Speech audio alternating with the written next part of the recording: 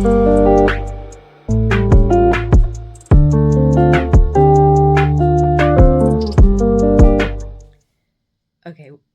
one more, and then I really will go to sleep. I was just thinking that it's not just people who are new to meeting people with profound and multiple learning disabilities, or people who are employed, who can be a bit lost in knowing how to be with people with profound and multiple learning disabilities. Sometimes family members or loved ones can find it hard too, but it can be for different reasons. Like, often there is an enormous amount of doing that has to be done. Like, you have to order the medications, you have to arrange it's like, I have so many memories of people drawing the maps of all the people who are involved in the care of their loved one. So you put the loved one in the centre of the map, and then you put all the family members that they know, and then you put all the staff that support them in various ways, all the physios that come to do their stretches, the people who sort out their splints, the people that are associated with the mobility cart, the dietitian who's working on the reflux, the surgeon who's doing that. And these maps just spread and spread and spread. You get like 70, 90 people on a map, and the person in the primary care role is basically networking and managing that. It's not that they're in charge of all those people, but they have to manage those people's interactions with their loved ones. So they're there's a lot of doing. And you might really like the chance for being with that person, but it's not an option, because there's so much doing that has to be done. And if you have that amount of doing to be done, and the reason that you're doing it is because someone you love needs you to do it and is vulnerable, and the reason that you're fighting all those battles is because you love that person, then you are likely knackered. And you're also likely to be somebody who doesn't get a full night's sleep.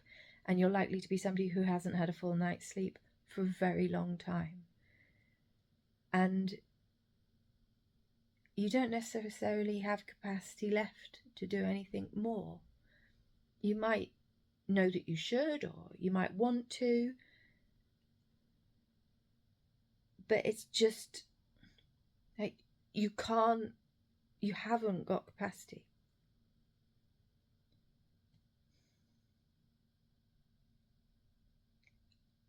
I think of all the families that I've witnessed over the last 10 years, and I watch people through the little window of Facebook, and I meet people, and most of my connections are online with people, but you sometimes bump into the online people in the real world, and it's like they are real people.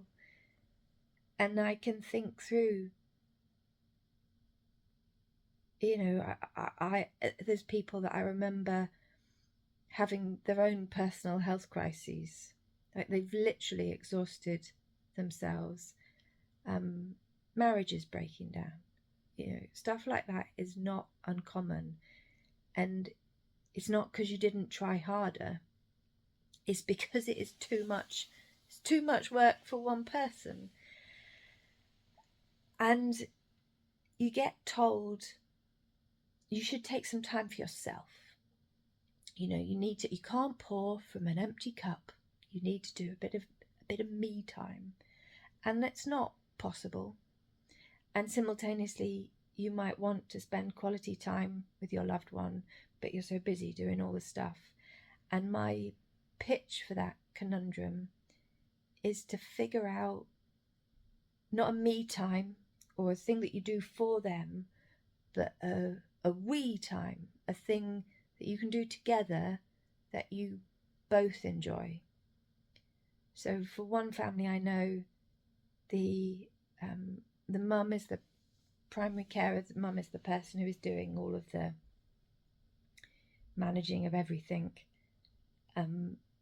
and she takes her son for a walk in the local park, and they walk around under the trees and they stop and smell the flowers, and she really values that time out of the house in nature, upping her step count, and he really enjoys the sensory aspects of going for that walk, and that's their we time.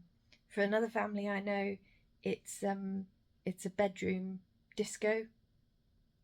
They put on pop music from the parents' youth, and the loved one responds to it too, and they just all have a couple of hours once a week just dancing about to silly pop music, and that's their we time.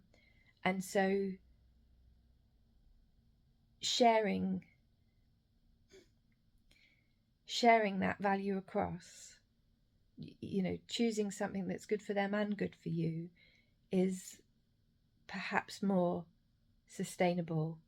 And it just made me think, just one more thing. So if the next video doesn't make any sense at all, know that that's because I should have gone to sleep by now. I'll see you in the next one.